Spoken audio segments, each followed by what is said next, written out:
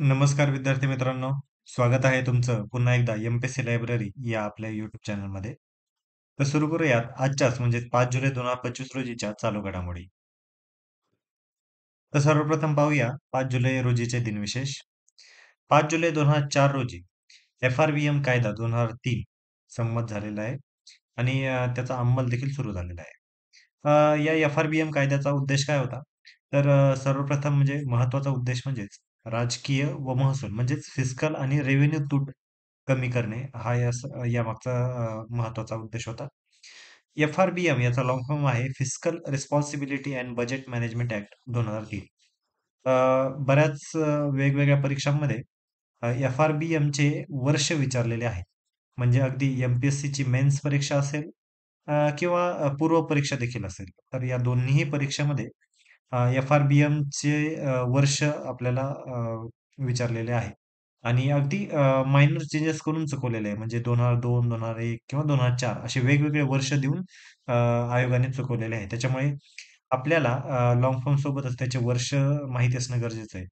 तर 5 जुलै 2004 रोजी एफ-आर-बी-एम कायदा हा अंमल झालेला आहे आणि त्याचं वर्ष आहे 2003 म्हणजे कायदा 2003 चा आहे आणि त्याचा अंमल झालेला 2004 रोजी. पुन्हा एकदा सांगतो लक्षात घ्या. कायद्याचं वर्ष आहे 2003 परंतु अंमल झालेलं 2004 या वर्षी. ठीक आहे. तर याचा बाकीचा उद्देश काय आहे? तर आर्थिक शिस्त राखणे, वित्तीय तूट म्हणजेच फिस्कल डेफिसिट कमी करणे, पारदर्शक आणि उत्तरदायी आर्थिक व्यवस्थापन करणे. एफ-आर-बी-एम कायदा सरकारच्या खर्चावर बंधन घालतो आणि दीर्घकालीन आर्थिक स्थैर्य सुनिश्चित करतो. तर आता दुसरे 2 विशेष आपण पाहूया. 5 जुलै 1894 रोजी लाल बहादूर शास्त्री यांचा जन्म झालेला आहे. भारताचे दुसरे पंतप्रधान आणि जय जवान जय किसान या घोषणेचे प्रणेते अ, लाल बहादूर शास्त्री यांचा 5 जुलै म्हणजे आजच्या दिवशी जन्म झालेला आहे. 1965च्या भारत-पाक युद्धात त्यांनी आपलं नेतेपद सिद्ध केलं होतं. त्यासोबतच त्यांना मरणोत्तर भारतरत्न पुरस्काराने देखील गौरवण्यात आलेलं आहे. ठीक आहे. तर सुरू करूयात आता आजच्या आपल्या चालू घडामोडी. एम-पी-एस-सी आयोगामध्ये आता नवीन सदस्यांची नेमणूक झालेली आहे. 3 नवीन सदस्य नेमणूक करण्यात आलेले आहेत. अ, मध्यंतरी बरेच रिक्त पदे राहिल्यामुळे एम-पी-एस-सीचे वेगवेगळे जे काही कामं होते, ते पेंडिंग राहिलेले होते. त्याच्यामुळे आता या सर्व पेंडिंग कामांना आता गती मिळेल असा विश्वास निर्माण होतोय. माननीय राज्यपाल यांनी श्री राजीव निवतकर, डॉक्टर दिलीप भुजबळ पाटील व श्री महेंद्र वारभुवन यांची महाराष्ट्र लोकसेवा आयोगाच्या सदस्यपदावर नियुक्ती केलेली आहे. त्याच्यामुळे आपल्याला लक्षात घ्या, जर सदस्यांची जर नावे विचारली गेली, तर आपल्याला हे माहिती असणं गरजेचं आहे. ठीक आहे. दुसरी महत्त्वाची बातमी आहे, Uझचेस कप मास्टर्स 2025 ही नुकतीच स्पर्धा झाली आणि या Uझचेस कप मास्टर 2025 चे जेतेपद जे आहेत ते आर. प्रज्ञानंद यांनी जिंकलेले आहे. लक्षात घ्या पुन्हा एकदा म्हणजे सर्व डिटेलमध्ये माहिती सांगतो. कारण वन लाइनर म्हणून असेल किंवा स्पोर्ट्स रिलेटेड घटना असल्यामुळे परीक्षामध्ये विचारण्याची शक्यता दाट आहे. चषकाचं नाव आहे उझचेस कप मास्टर्स. अ, नावावरून आपल्याला लक्षात पण येत असेल, याचं ठिकाण जे होतं ते उझबेकिस्तानमध्ये झालेलं आहे. याची जी म्हणजे अ, स्पर्धा कधी भरवण्यात आलेली होती, तर ती 18 ते 28 जून या दरम्यान भरवण्यात आलेली होती. आता सांगितल्याप्रमाणे ह्याचा विजेता आहे आर. प्रज्ञानंद, तर उपविजेता आहे नोदिरबेक अब्दुसत्तोरोव्ह. हा या स्पर्धेचा उपविजेता ठरलेला आहे. या कपची जी सुरुवात आहे ही 2024 मध्येच झालेली आहे. म्हणजे मागील वर्षी याची सुरुवात झालेली आहे. आता या विजयामुळे प्रज्ञानंदचे लाईव्ह रेटिंग जे आहे ते 2778.3 इतक्यावर पोहोचलेले आहे. आणि भारताच्या पहिल्या क्रमांकावर तो पोहोचलेला आहे. म्हणजेच भारतातील जे काही सर्व चेसपटू आहेत त्यामध्ये आता तो सर्वात टॉपला आहे. तसेच जागतिक क्रमवारीमध्ये आता तो 4थ्या क्रमांकावर पोहोचलेला आहे. तर एकदा जी काही FIDE जागतिक क्रमवारी आहे, म्हणजे चेसच्या संदर्भात केली जाते.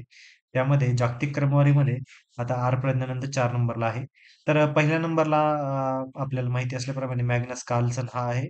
तर दुसऱ्या नंबरला हिकारू नाकामुरा आणि तिसऱ्या नंबरला फॅबियानो कारुआना. हे अशा ही FIDEची जागतिक क्रमवारी आहे. ठीक आहे. तर पुढचं ॲप आता एक नवीन गोष्ट आहे. ते म्हणजे रेल्वे ॲप. आता तुम्ही पाहिलंच असेल, की नुकत्याच ज्या परीक्षा झालेल्या आहेत त्यामध्ये ॲपवर खूप सारे प्रश्न विचारलेले आहेत. म्हणजे वेगवेगळे ॲप असतील, ते कोणी तयार केलेत? किंवा त्या ॲपचं नाव काय आहे? त्यासाठीची रिलेटेड मंत्रालय कोणतं आहे? तर अशा पद्धतीचे प्रश्न वारंवार परीक्षांमध्ये विचारले जातात. त्यामुळे लक्षात घ्या. केंद्रीय रेल्वे मंत्री अश्विनी वैष्णव यांनी नुकतीच म्हणजे 2 जुलै 2025 रोजी या ॲपचं अनावरण केलेलं आहे. तर काय आहे हे ॲप? तर रेल्वेच्या सर्व सेवा आता एकाच ॲपवर आता आपल्याला उपलब्ध होणार आहेत. अ, या रेल वन हे ॲप जे आहे, हे रेल्वे प्रवाशांसाठी आता एकात्मिक डिजिटल सेवा देण्यासाठी विकसित करण्यात आलेले आहे. Centre for railway information systems म्हणजे CRISच्या 40व्या स्थापना दिनानिमित्त हे ॲप आता सुरू करण्यात आलेलं आहे.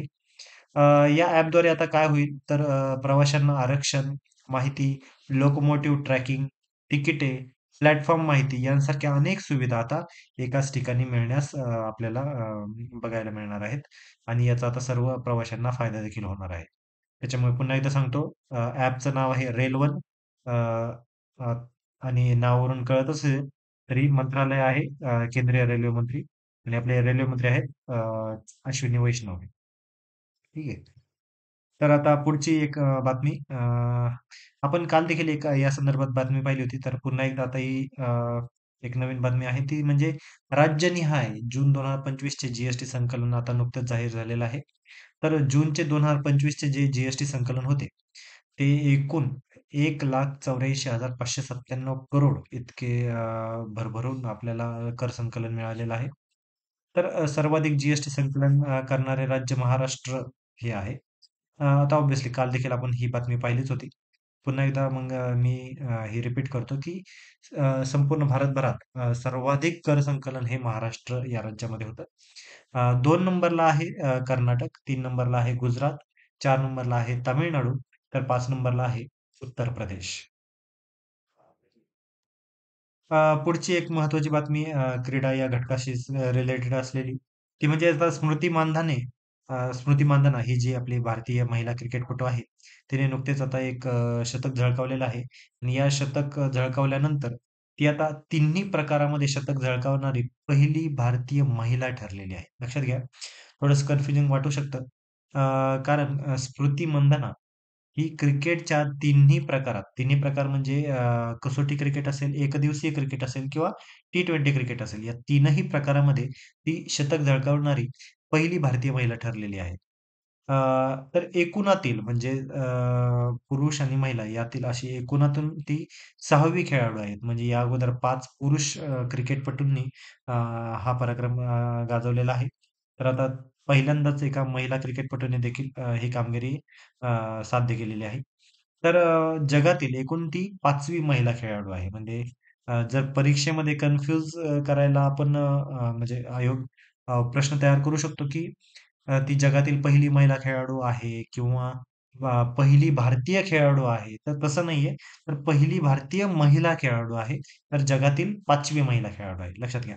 आणि एकूणातील तर 6वी भारतीय खेळाडू म्हणून तिने हा पराक्रम गाजवलेला आहे. ठीक आहे. यासोबतची पुढची आणि आजच्या दिवसाची आता शेवटची बातमी पाहूया. ती म्हणजे जेंडर बजेटिंग रिलेटेड आहे. तर नुकतेच जेंडर बजेटिंग रिलेटेड एक माहिती सादर आपल्या समोर आलेली आहे.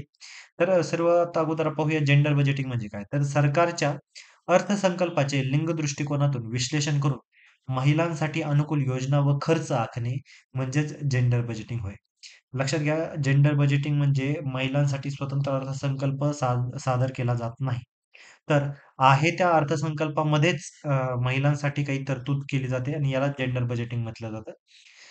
यासाठी तरतुद्यातील जी काही भरीव वाढ जी काही नुकतीच केलेली आहे त्याबद्दल पाहूया.